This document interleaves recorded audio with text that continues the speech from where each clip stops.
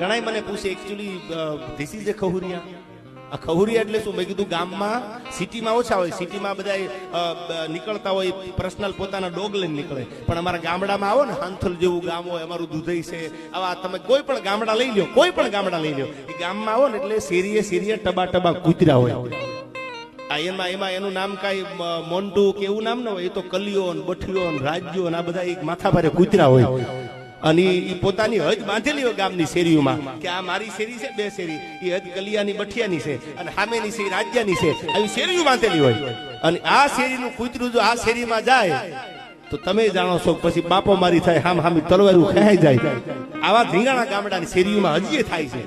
એટલે એ ગામમાં ટબા ટબા કૂતરા બાજે ત્યારે ખહુરિયા હોય ને ખૂણા બુબા જોતા હોય. એકચ્યુઅલી આમાં આપણે ના જવાય, કારણ કે થોડીની ડમરી ઉડતી હોય ને.